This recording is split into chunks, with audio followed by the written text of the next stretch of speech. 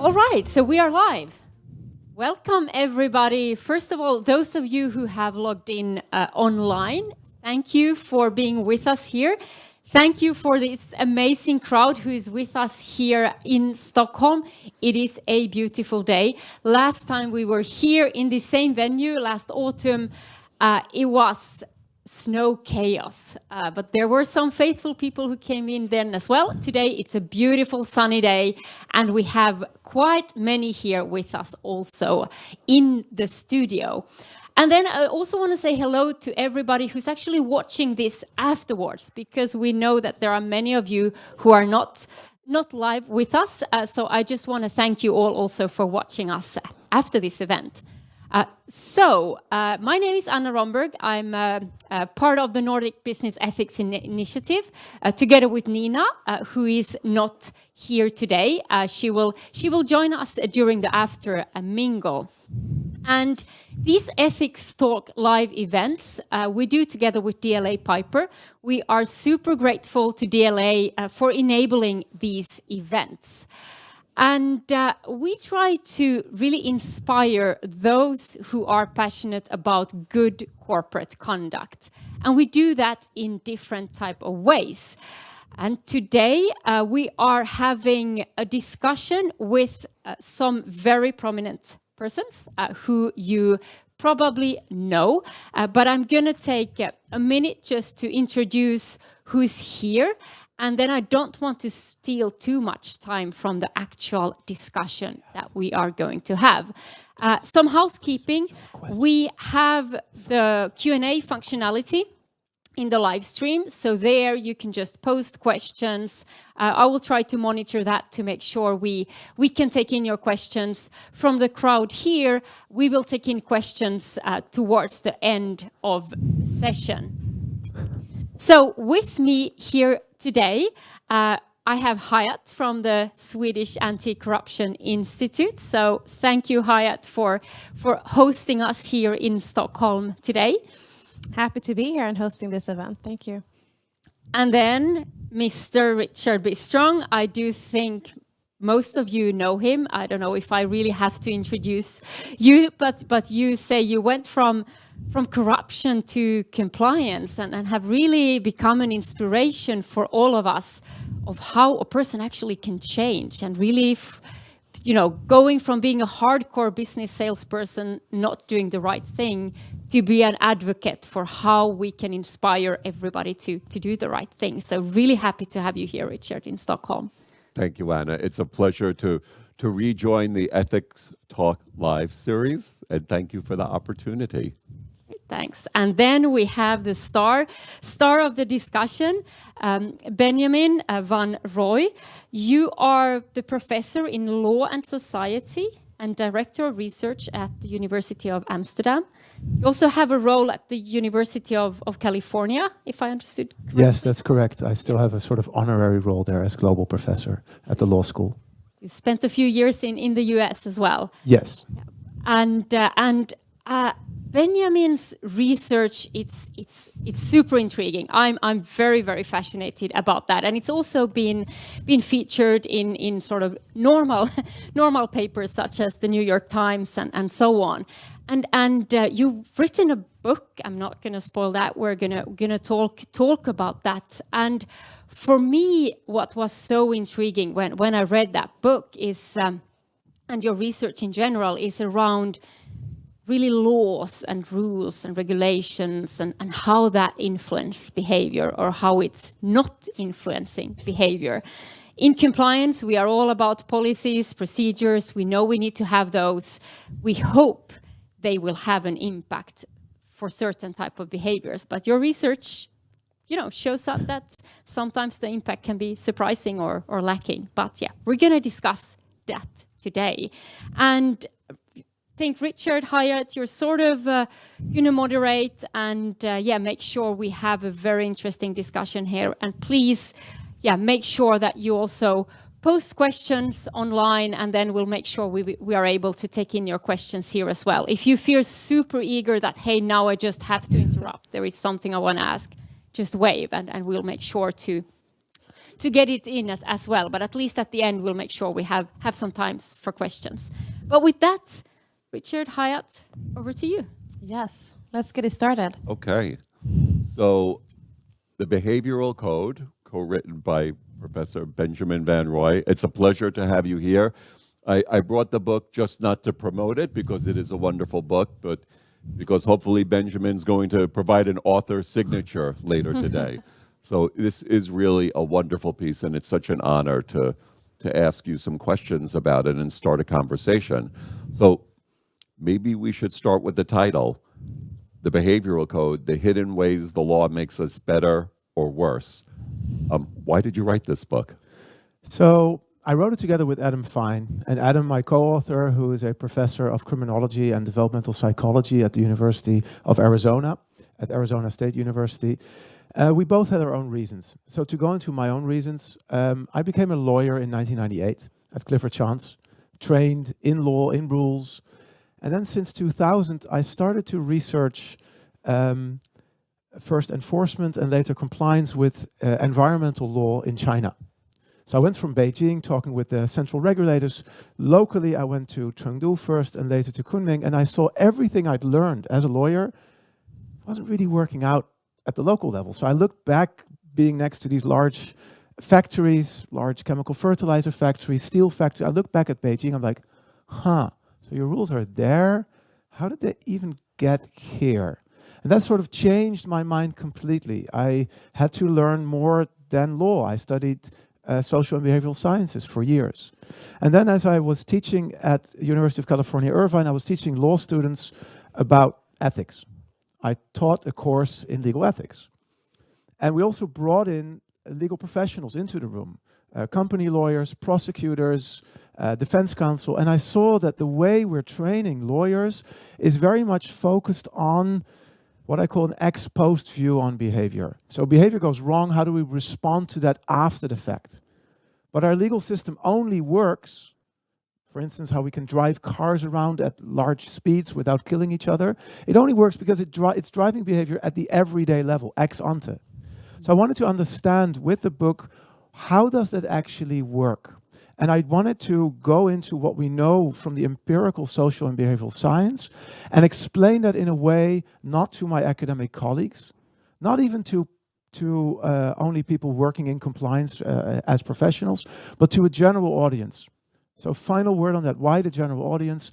Because I saw that the way our legal system is framed and operates, I talk with a lot of compliance managers, and they're like, well, you know, it's all nice and well what you say, Benjamin, but the regulators want me to do X.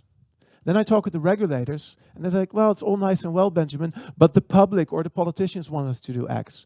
So the larger conversation in the end is with with also popular politics and a general public. So I might get back to that when we're on specific issues later. Okay, thank you, Benjamin. And Anna, from your experience, how does that look? No, as I said, I can't wait to get into the discussion because this is something I'm super intrigued about. Is you know how can we actually get better companies? Because we see we have repeat offenders, we have new scandals, we have more regulation coming out, we have bigger compliance teams, we have more policies, but the outcome, it's not really there. So yeah, that's my perspective. Mm-hmm. And I know, Benjamin, you wanted to also provide an overview of one of the slides here in the introduction. Is this something you want to comment now on? Well, so what the book basically does, and here's a sort of very simple way to look at the book, which is, by the way, not in the book. So this is an extra you get now. Normally, when we're thinking about shaping behavior, we're thinking about influencing motivations people have for behavior, whether it's good behavior or bad behavior. And mostly in the law, we're on the extrinsic part. We're about incentives. And when we're talking about incentives, quite often we're talking about negative incentives, to a certain extent about positive incentives. What our book does, it goes beyond that. So it looks at what do we know about these extrinsic motivations? What do we know about how these incentives work and don't work? But it also goes to other motivations, which are intrinsic motivations. So for instance, people's own personal norms, their own morals, but also the way they respond to others, social norms. But it moves beyond that. We are not just making decisions where we're shaped by our own motivations. It's also the situations that we're in. Quite often, people don't have the capacity to follow rules. For instance, most rules, most people don't know, or people may not have the technical ability, or companies may not have the organizational ability. So in that sense, you need a very different role. In that sense, you need to support, educate. Finally, there's also the opportunities for bad behavior. And we can reduce those opportunities. And there's a whole chapter based on that, which focuses on that. Mm-hmm. And as we discussed earlier, prior to this event here, many of our compliance efforts and our initiatives, they're often based around how to deter misconduct. But when it comes to, for example, to tools that we have in place to enhance opportunities for good conduct, I think that this is also something you call intrinsic motivation in your book. Yep. Could you elaborate a bit about that concept? Yeah, so if you look at the slide again, so we are indeed, a lot of what we're thinking is about these extrinsic motivations, and often through negative incentives, whether they are regulatory sanctions, which come from the outside, but there may also be a disciplinary action on the inside in companies. Our book shows that this sort of extrinsic motivation, both the positive and the negative, only works under certain circumstances that we often don't have.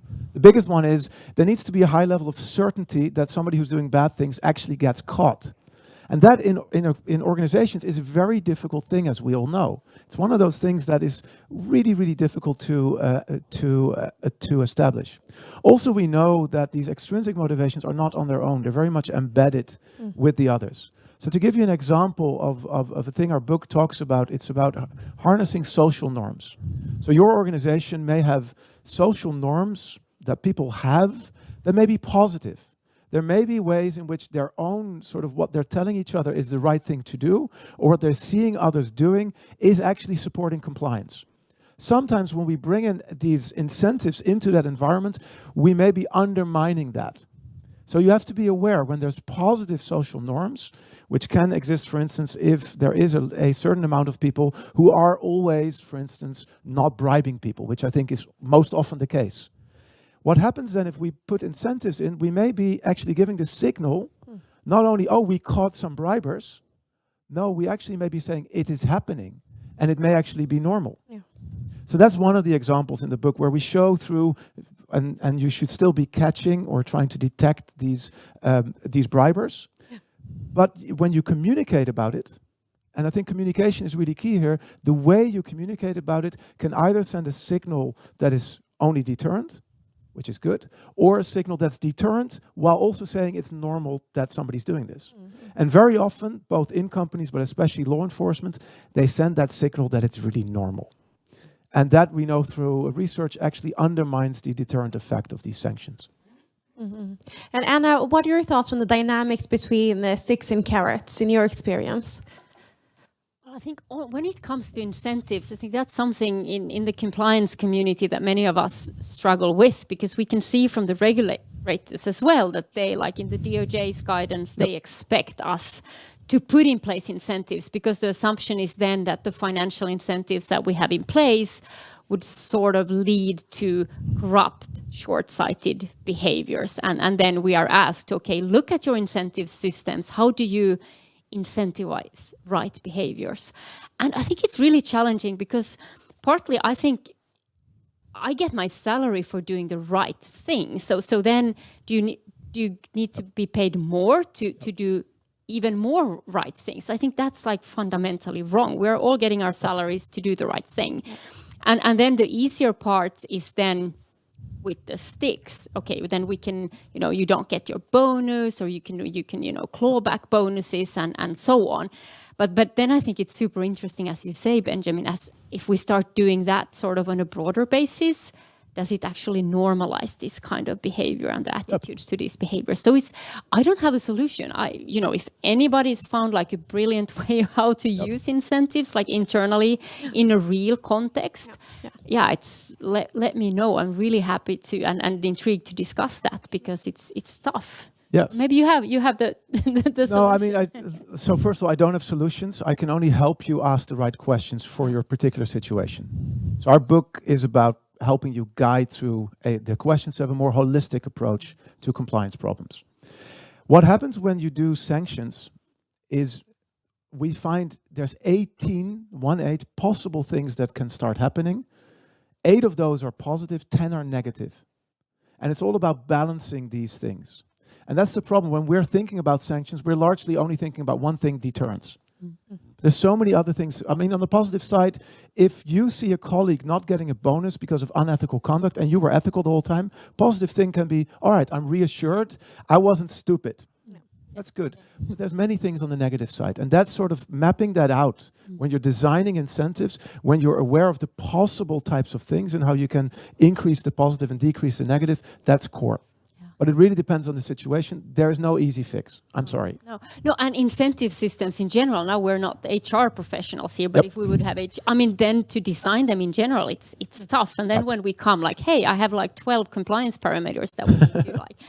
I mean, but I do think we have to get there. And for me, one way is actually to just reduce the influence of the financial parameters as well in our incentive systems. Now we talk about ESG and things like that. So can we actually enforce some kind of other parameters and measure other things than just finance? Yeah. That reminds me a lot of the Chinese government. So the Chinese government always had targets. If you want to understand China, you have to understand targets, and there's a target manager in every province who sort of, keeps up the metrics whether the province is moving to the targets. Targets were always economic growth, one-child policy, and social unrest control.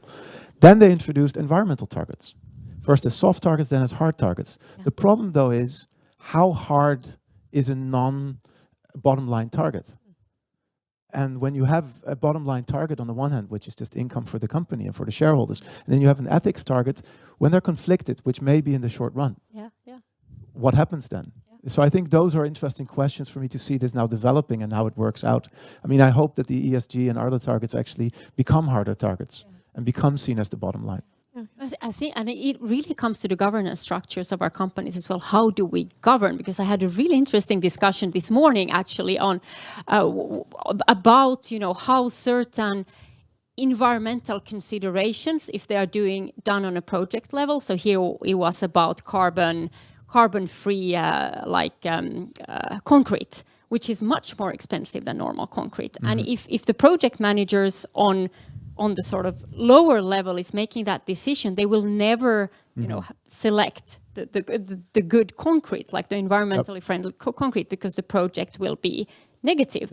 But then they were looking at the governance structure because from a corporate perspective, from a group perspective, that cost was like negligent, minimal. It didn't matter.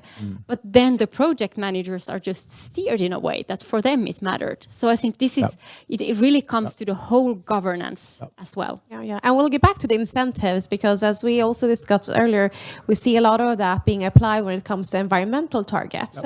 But as of now, many of the discussions going on, especially here in Sweden, it's related also to the anti-corruption, the governance, but also social aspects.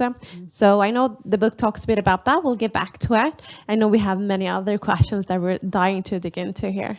Okay, thank you, Hayaat. So how about this, Benjamin? The book speaks to how people can act unethically and badly without doing so intentionally. So from an ethics and compliance perspective, that seems to be a huge blind spot. So I'd be interested to hear from you and Anna. I guess I think in the book you called it limited self-awareness. Right. So how can we address and mitigate that limited self-awareness when it comes to what's right? Yeah, so we've had a cognitive revolution over the last 30 years in understanding human conduct. And first it started with behavioral economics, where we understood through a lot of experiments that humans are not as good to serve their own self-interest as they think. So there's all kinds of shortcuts. Many of you have read Thinking Slow and Fast, or Fast and Slow. So you see there's two halves of the brain, and we're often going to automate it. Then more recently, we see that a new field actually shows we're not only not as self-aware about our self-interest, we're also not self-aware about our ethics. And they call this bounded ethicality. And it basically means we're not really making conscious decisions about ethics. So if you've ever been or organizing a ethics training that uses moral dilemmas, great, it's fun, but that's not how people make decisions when they're faced with an actual moral dilemma. research shows again and again and again that we're not little philosophers that are going to weigh sort of which model am I in, etc. Second, they show that a lot of our sort of decisions that we make are automated, so it doesn't even feature very much that we're thinking about the ethics. Third, when we predict how ethical we are, we always overestimate what we would do on the spot. Worse, when we look back at how we acted, we overestimate how ethically we were. So all these things together show that we have what are called blind spots. Actually, the best book about this isn't mine. It's called Blind Spots by Bazerman and Ten Brensel. Thank you, Richard. Pleasure. And also Yuval Feldman's book, which more translates this to the law of good people. So what it means for practice, and this is sort of what Yuval argues, we need to make people sort of force them out of this sort of automated sense when they're at high risk moments. And I don't know exactly how to do that in your everyday work. So it's again about, I know how to ask the questions. I can think with you about answers. But if you have high risk types of decisions that for compliance are high risk, knowing that people going into those decisions might be overestimating their own ethicality, the only way out is to make them slow down at that moment and make them and force them actually to face the ethicality. And there's different ways in which that can be done that are also discussed in the book, but it really depends on the situation that you're talking about. So I don't want to really give a big a sort of advice on this, because Can you give a little teaser as to what might help someone slow down? What kind of intervention? So one intervention, which is a generic one, is having two people, and this is also well known in corruption research, having two people on a decision rather than one where they have to deliberate.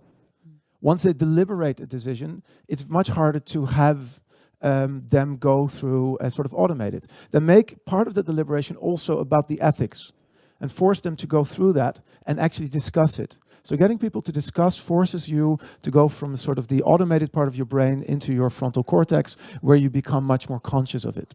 So that's one way to look at it. Anna, any other thoughts about how blind spots convince us that we don't have any? Yeah, and I was just like thinking about the Swedish consensus culture that we have here, right? When you said that, you know, in two persons, yes, that's great. But then in certain cultures, you just like vigorously, you just want to agree, because both of you are nice persons. You're a nice person. I mean, how can you be unethical? How should I challenge you? So I think it's so important that we actually encourage and say, you have to disagree. There should be friction. There should be it should be uncomfortable. And when you get that sort of discomfort, then you know you are talking about the right things.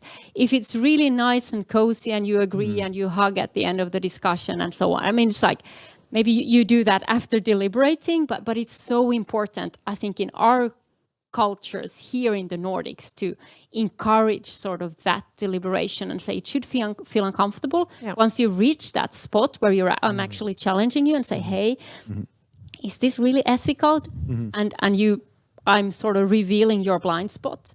That's how it should feel, but it's not intuitive. No. It's very difficult, and even among the Nordic countries, we see a lot of differences. I was having conversation with chief compliance in Denmark, who said that he has also worked a lot here in Sweden. And comparing just Denmark and Sweden, neighboring countries, he said that he thinks that many of the reasons that we have the scandals that we had here in Sweden is due to the consensus culture. And even though many people around the table are actually seeing and maybe feeling a bit uncomfortable, we tend to not want to make a decision without including everybody. And not just on one level, but then, you know, making sure every level is the same way. So rather than just addressing something in the beginning, when it was quite small, we tend to, it grows bigger and bigger. Whereas in Denmark, they would definitely quench that kind of early because they have a different attitude. So what would you say here in Sweden, where we're definitely kind of suffering in certain aspects from this consensus culture? But it's just to be aware of that and to know that we just want to be nice, and it's uncomfortable to be uncomfortable. So I think that's just to say it out loud, say it's very intuitive. It's nice to want to be nice, but not in international business. There you have to be able to question a bit. Yeah, what are your thoughts, Benjamin? So I fully agree. And I think there's two things I would add to how do you get that. First of all is diversity. I mean, diversity in teams is crucial. Of course, you have to think what then diversity means. I mean, I'm just thinking about bringing some Dutch people. They're very direct and they're not going to care. That's all we need. Although we've had our share of Dutch scandals, so that's not foolproof. Yes. Second is empowerment. So one of the things we know also through research is that formal hierarchies, but also social hierarchies. So social hierarchy, I mean, we all understand formal hierarchy. But the social hierarchy may be that even in a medical team where you have a nurse, she actually or he may actually be sometimes more powerful in the operating theater than the doctors. But you need the people in the teams to feel safe enough, which comes with empowerment, to speak out against each other. And that comes with empowerment. So you get to these much bigger things, diversity and empowerment, than what I said earlier, which is, well, that have people a conversation. Obviously, a real deliberation, and one that is in the end uncomfortable, can only exist when the context is right, which goes back to what you said earlier about governance. And another trend that we're seeing here in Sweden is definitely the whole discussion about incentives. Because as Anna also mentioned, we kind of feel like, why are we supposed to reward someone for just doing what they're supposed to be doing? If we compare it, for example, to the US, where that conversation has been going on for quite some time in comparison. And I led a discussion recently about incentives with Swedish multinational companies, where they said that, well, for many of them, for the coming year, they'll be really focusing on incentives related to anti-bribery and corruption.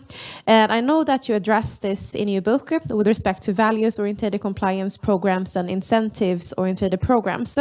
So perhaps could we dive a bit deeper into the role of incentives as part of an effective compliance program, as I see this kind of becoming a trend here in Sweden now? Sure.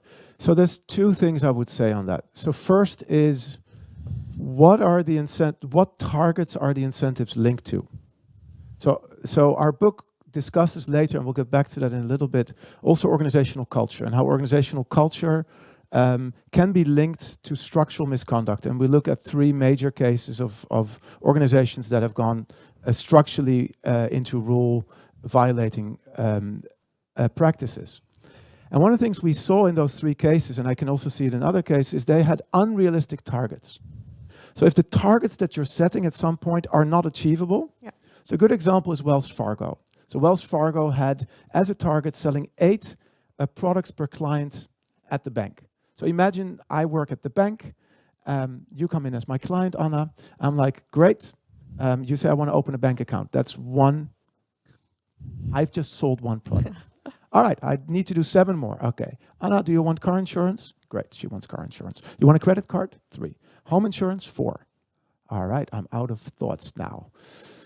And I'm still only at 4. I need to reach 8. At the time, the industry average was 1.6 products per client. And Wells Fargo went to 8.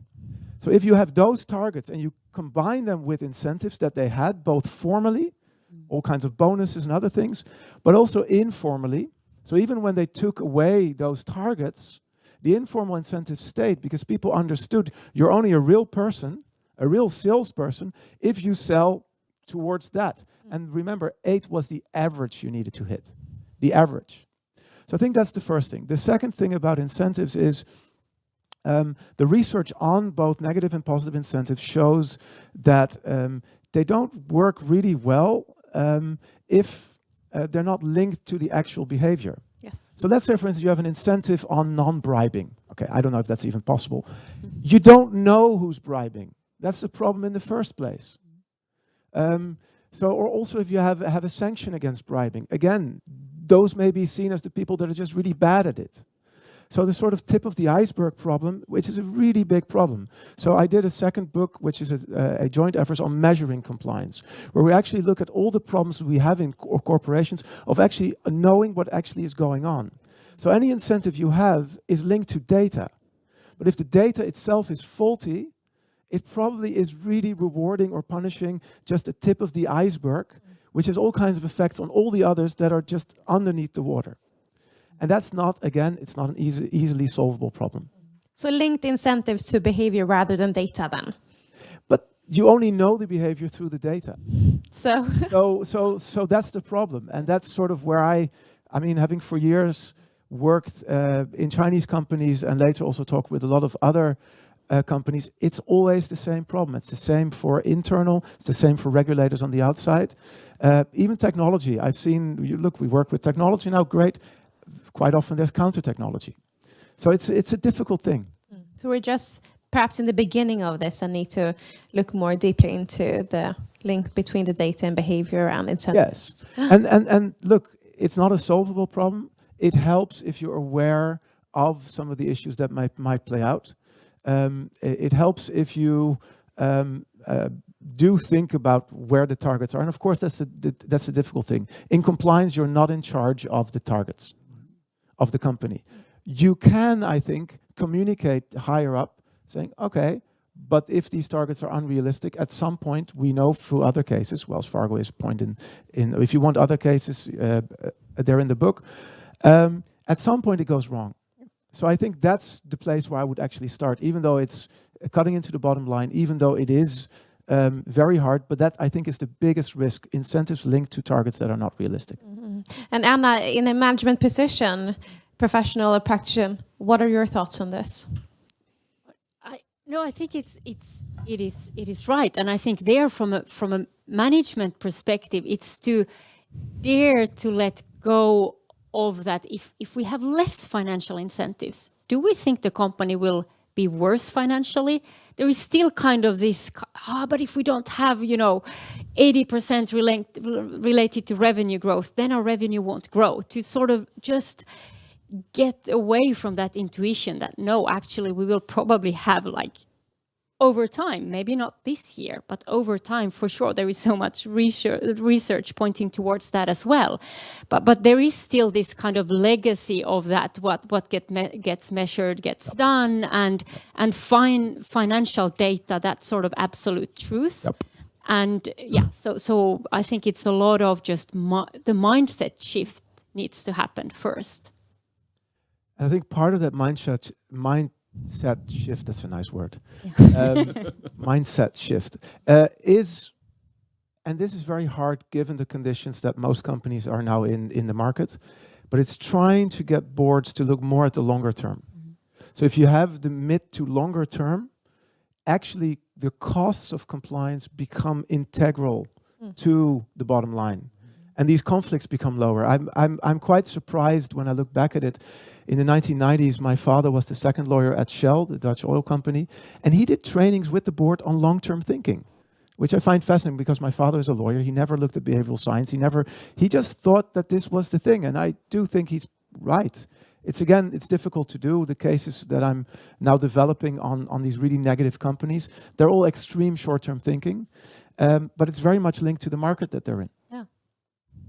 Well, I want to ask about communications, but while we're still on incentives, is that also linked to psychological safety in terms of if someone feels like this incentive has run afoul of reality, Yep. do they feel safe to speak up about it? And the other part is, are incentives also defined by what happens if we don't make our goals? Right? Isn't that what would drive behavior? Like people at Wells Fargo feared that they Yep. would be terminated. Yep. So how is psychological safety and incentives linked? So it's key. I mean, to go back to Wells Fargo. So at Wells Fargo, at the worst time in January, you had to walk the gauntlet. So let's assume we're in a Wells Fargo office right now. You would have to walk from that side of the room to this side of the room with your targets. You have to put them on the wall there, and the people, I mean, looking at you would be wearing sort of knight's armor, and that'd be with their swords banging on their shields and shouting loudly. If your targets were lower, you'd be sort of, I mean, bullied or harassed. So this is not just about losing your job, it's losing your dignity. And this is complete psychological unsafety. So I do think, yes, companies need to have ambitious targets. Successful companies probably have unrealistic targets.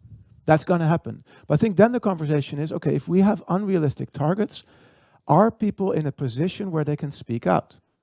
So it's sort of a balance between these two. If that position is really weak, for instance, because there's low empowerment, because there's very strong hierarchy, because there's practices like I just said, maybe ease off of the targets. The other way around, if they're saying, well, we really want to do these high targets, great. Let's then make sure we have the psychological and also social safety. Brilliant. Thank you. Okay, so let's talk about communications. Benjamin, you mentioned that how we communicate might trigger unintended consequences and or social norms. Can you share a little bit more about your thinking on that? Sure. So let me go back to the example that I had earlier on deterrence versus sort of showing that people are normally breaking the rules. So in the Netherlands, we just had this new rule that I hate, to be honest, and I break it a lot. I'll tell you why in a little bit. We have a new rule that you're not allowed to use your phone while you're cycling. Okay? Okay. And if you live in the countryside like I do, I go over a road where there's nobody there, and I'm on my phone, even without knowing it, automated, and of course I'm observing myself because I study this, and I see many people doing it. So it's still quite normalized. There's fines for this. The fine is 160 euros. I don't know what that translates into kroner, but like 1,600. 1,600, yeah. So what the government did last year and this year is they, at the end of the year, said, well, we've caught 300,000 people on their bikes using the phone. Yes. Sends two signals. One is, if you do this, you're going to get caught and punished. Second thing is, it's happening a lot. They could have done that in a different way. They could have, for instance, said, okay, we're going to focus on one person, a famous person, that has been caught and punished. And research shows that if you show a singular violator rather than many, actually you are reducing that amount of violations more than if you show many, you actually get more violations. So a good example was Dutch tax fraud, individual tax fraud. The Dutch authorities, they perp walked our former national soccer coach, Guus Hiddink, from his house 5 a.m. in the morning.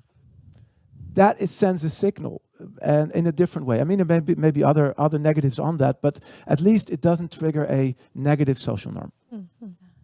And this is really fascinating because it's a bit, I guess, that if you communicate, a lot of people are breaking this rule, you're sort of normalizing that behavior. And again, reflecting to sort of in-house compliance work, we are encouraged to talk about the issues, the speak up cases. Even again, the regulator would ask us, so how do you share lessons learned? Do you share statistics? And I'm one of those proponents. I say a lot of speak up cases, it's a good thing, right? Because then we're having a culture where actually colleagues are feeling comfortable or raising concerns. And then we communicate that, and we think it's a good thing to know that, hey, fellow colleagues are speaking up.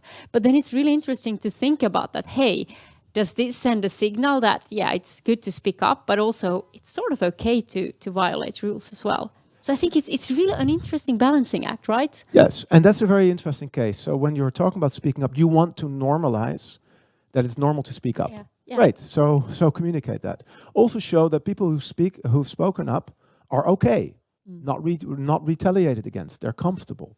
So normalize all of that. But maybe, and here's the hard part, don't normalize how many cases of illegal conduct that concerned. Then focus on the singular case, where you unpack it, because you also, I mean that's the other problem, you also don't want to hide what is happening.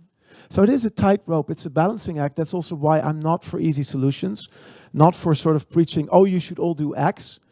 It takes, a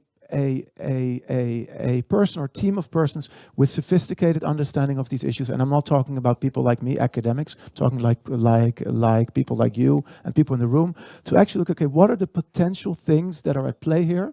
And how do we combine them in a way that we think works a little bit better and not worse? That's all I think we have. So before turning it over to Hayaat, I'm curious, so are you now in training on how to cycle faster than a patrol car as the solution to this rule?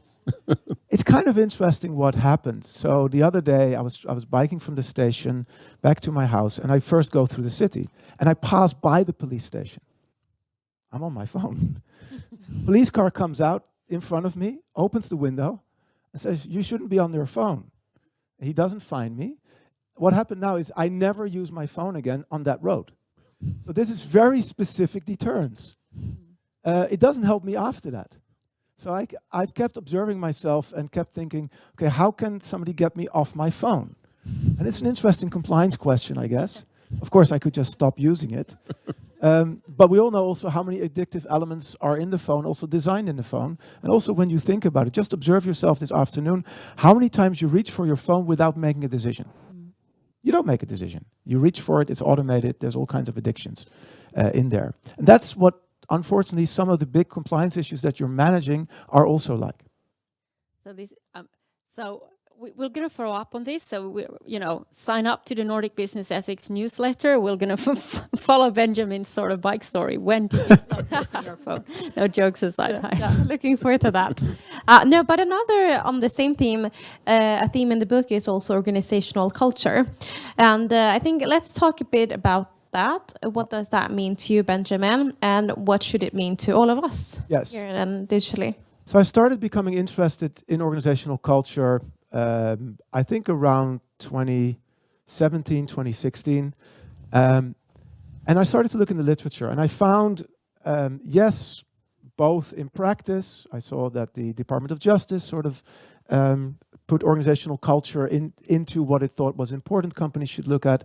I saw it discussed in many big scandals. I saw that Dutch regulators and sort of governance, the new governance code that we have in the Netherlands for corporate governance included it.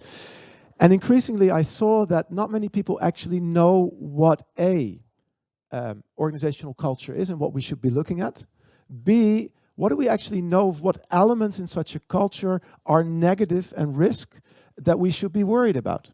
So I saw a lot of sort of general statements like, well, there was a culture of silence, or there was a culture of fear, or there was a toxic culture, and I really thought, okay, here maybe is a role I can play. So maybe you can show this slide. So the first thing I did is to figure out, if we're looking at culture, what should we be looking at? So the slide here is based on work that Alfred Schein has done. He's the Grandmaster of Organizational Culture, and he has, for his whole career, looked at how do you understand an organizational culture, and how do you move it from being inefficient to efficient. He is not focused on the question, how do you move it from being unethical to ethical? And what I learned through his work, and then combining that with work from anthropology, sociology, and social psychology and management science, is that there's, first of all, 3 levels of depth to culture.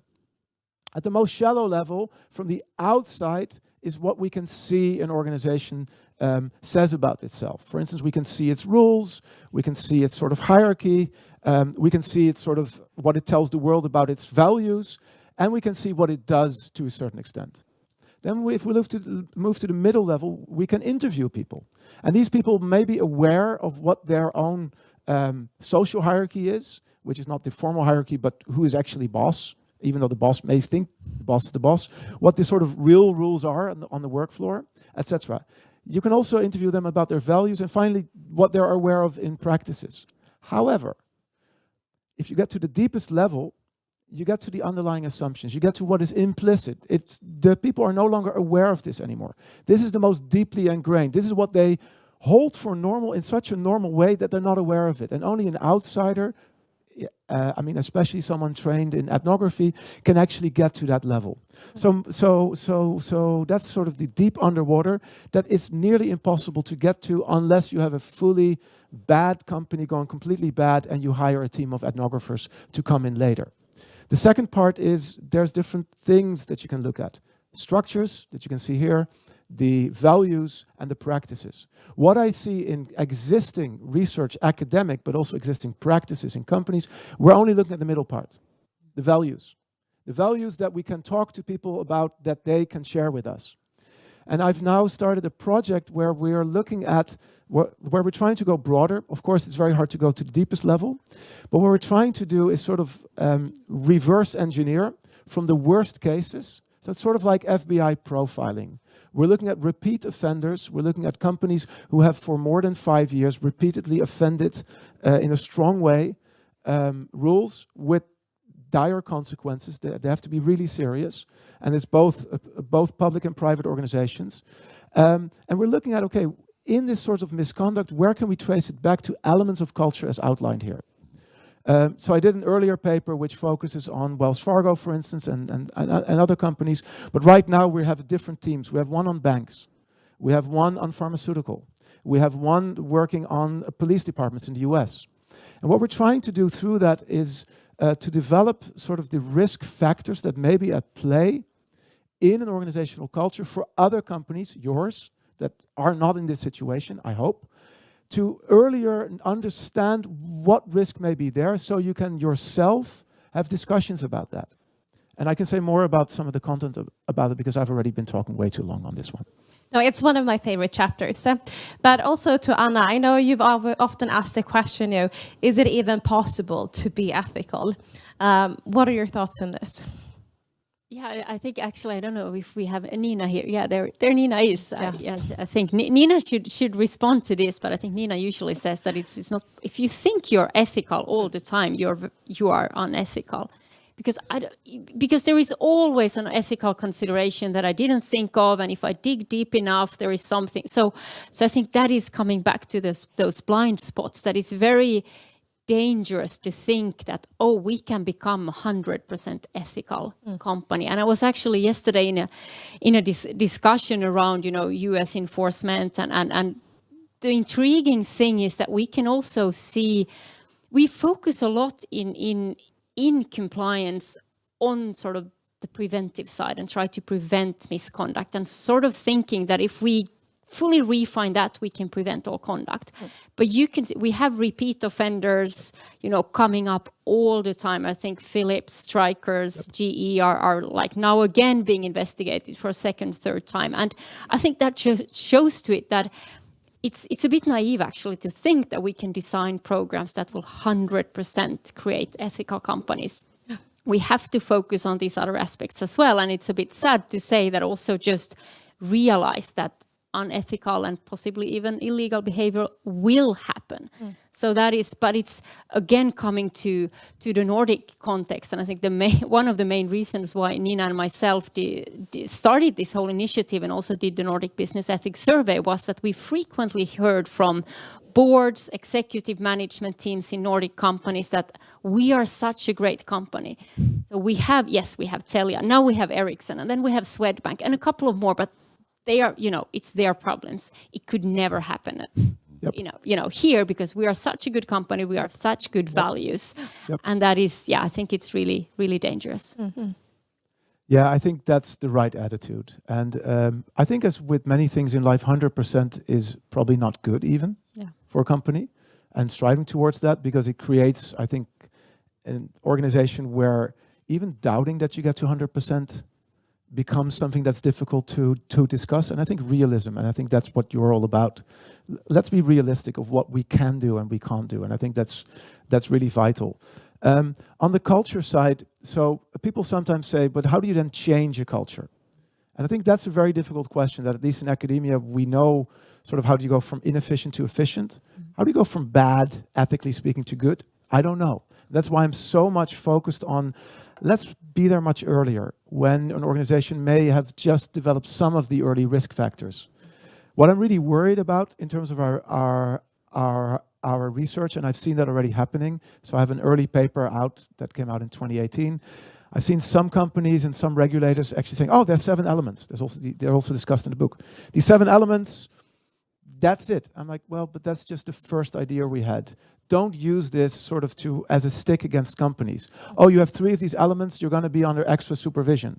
What happens then is the whole company sort of becomes defensive and it becomes worse. And for me, the whole thing, this should be things that, if we've done the project right, we can really show in your particular industry, this is the type of risks that we see in these conditions, and that we can validate that. B, that it becomes an instrument where you can use your own data. And one of the parts that we're doing is go beyond surveys, but also show how surveys work, but also look at financial data and other data that may be used to find certain patterns, as well as use other types of audits internally. But that companies themselves can self-regulate with that and can transform the things that are happening way before they get to the 5 to 12 or 5 past 12 moments where you don't want to be. And I'm also just reflecting on that. Either there's a discussion on, values and trusting your employees and, the whole organization versus implementing controls. Yep. And we see that, going back and forth, and perhaps now we see more towards the control aspect. Yep. What are your thoughts on that? Like balancing that? Yeah, I think that you have different labels as well. At one point in time, it was more rules versus culture that was actually used, and then you have formal versus informal, and so on. And I think it's just like with everything, when you have over-focused on something, you realize that, oh, we should work with this as well, because you need to control somehow. And I think it's all about the data as well. That's why we talk more about the control piece, because we understand that actually with today's technology, we can get hold of so much more data, and we need to understand what does that actually tell us. So for me, it's a bit actually a hybrid, because you are now becoming formal to get a hold of the informal pieces, if that makes sense. Oh, definitely. Yeah. So, I mean, looking back at the last 30 years of compliance, we've sort of moved from compliance 1.0, which was more liability management, to check the boxes, to last year's, I see what I call compliance 2.0, a lot of behavioral science coming in, a lot of focus on measurement, but also that is promising things that I'm not sure is going to be delivered. So what we get with that is we get the street lights where we can see what we can actually have in data, but we're forgetting all the other things. We get promises from easy nudges, you can just nudge this out of behavior. And what I'm arguing for is a compliance 3.0, where we actually have a holistic approach, where we understand that the problem is complex, I think especially how you said it, where we see that there's multiple things we need to combine, and where we also see that the biggest risk in compliance is not necessarily the thing we have the best data on, and not necessarily the thing that we are best addressed to work on. And I think that's an important thing. And the final word on this is compliance 1.0, as you all know, is not going to go anywhere. We always need to do liability management. And I think sometimes some people that get too enthusiastic about the behavioral science, no, we should completely not do that. I'm like, that's not realistic. So it needs to be combined. That's sort of the roles that we're all in. And it is about figuring out how to combine it. Yeah. Great. Yes. So how about we take some questions? Yes. Yeah. And thank you for this discussion. Questions Well, from thank the you. floor? I think we have a mic over there with Fanny.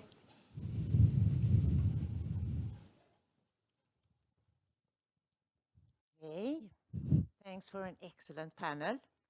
I don't know if this is so much a question as a comment, but when we talk about ethics in the context of business and organizational ethics, for me, it's not an end result that is ethics. That makes lawyers really uncomfortable, right? Because that makes us kind of the moral police. Yep. But for me, it's rather to implement processes and tools to give people a chance to make the best decisions they can make with all the different stakeholder interests illuminated in a transparent manner. So it's more of a journey than the end result, Sure. right? So I think that's really important to remember when we are looking at implementing compliance 3.0. Otherwise, people will not be comfortable because they think, well, we are going to say, like this lawyer said to us once, well, abiding by the law is hard enough, so forget ethics. That is not the point. The point is the journey that you have to make to reflect and decide and think about concepts like your values. I think that's really capturing what I didn't bring this slide, but also my idea of compliance 3.0. It is that more long-term view, mid to long-term. It is about process. And the danger I see, I don't know what it's like in the Nordic countries, but in the Netherlands we have all these sort of behavioral days, both with regulators and with companies and these behavioral scientists that are promising them the moon. And it's all about, okay, if you press A, you get B now. I'm not sure how long that now lasts. I don't know if that result actually stays. So yes, it's a process. It's a series of interlinked processes. And that's what our book argues. Our book argues for people to understand the different questions you need to ask to better design these processes. And I don't want to be accused of proximity bias, so we're hoping our virtual attendees will also feel free to chat in questions. Yeah, I'm trying to check out if we have that, but it doesn't seem like that. Oh. No. Can I just thank you firstly for a very interesting panel discussion. My name's Danny Collins. I'm with LRN. We provide ethics and compliance training to companies in Sweden and around the world. I want to pick up on the last point that you made, Benjamin, about compliance 3.0, specifically with data. And can I ask for a prediction? How do you think data is going to become more important in the measurement of ethical frameworks at companies over the next 5 years or so?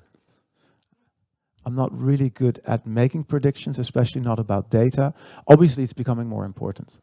But the thing with data is the quality of the data determines in the end what it does or doesn't do, especially if you then put AI or other things on it. If it's garbage in, it's garbage out. And that's where I see some of the dangers with our over-focus on data. I think you still need to understand the fundamentals. Where does the data come from? This is what I learned the hard way in China. So in China, the government had all kinds of 24-hour monitoring data on industrial pollution.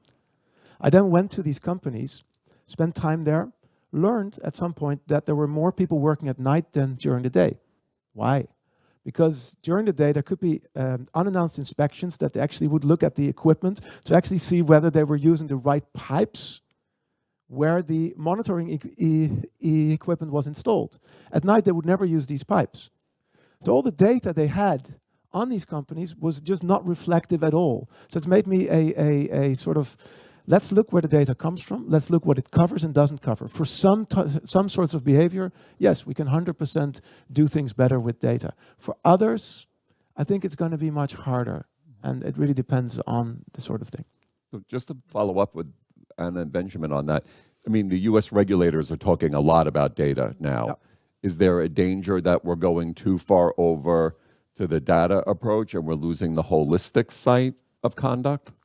Well, I think it's two things. One is what I said already, what's the quality of the data? Second is, you can use data in a holistic way, in a holistic approach.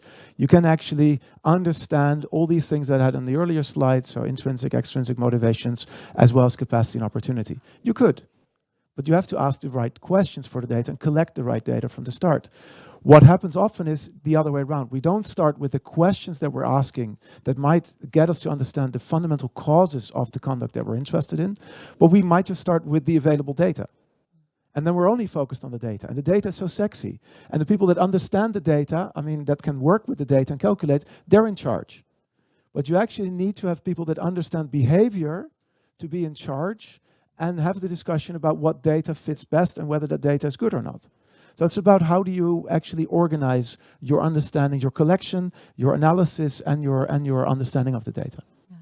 Yeah, just my 2 cents on that is that because now many companies, mine included as well, the company I work for, we do these ethics surveys, and that's what the government again is expecting. Like, are you surveying the ethics of your organization? And it's like, based on that, we are a super ethical organization. I think everybody's China. That's like the most ethical country in the world. So it's like giving you this kind of false comfort. The question, you know. So yes, I think it's vital. We have to start working with data, but the way we do it now, it's probably giving us more false comfort than like adequate data for decision making, I would say. And if you want to, understand better the trade-offs of different types of data and different measurements. So the book Measuring Compliance actually has chapters on all different ways. So yes, we talk about surveys. We also talk about simulations, more complex sort of mathematical things. We talk about using governmental data, but we also talk about focus groups. And I have a chapter, which is the sort of work I do, is how do you get people to admit that they broke the law? So it's about individual interviews and the sort of techniques there. And we sort of show every single way of collecting and analyzing data has its own limitations. And there's trade-offs in what you in the end want to achieve. And I think we have to be aware of that. Also remember, most data come out of humans. So even though they look very hard, like numbers, those numbers at some point came out of humans in some way. They were extracted from humans in some way. And a lot of things go wrong there.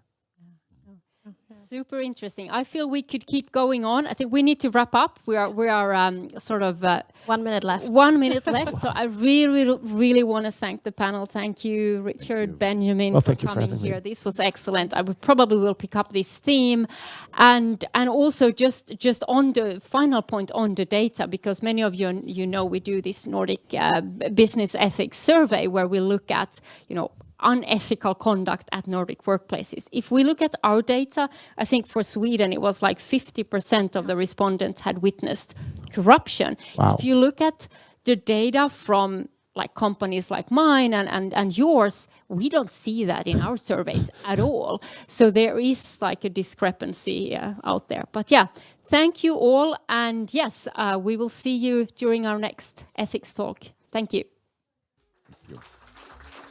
Thank you.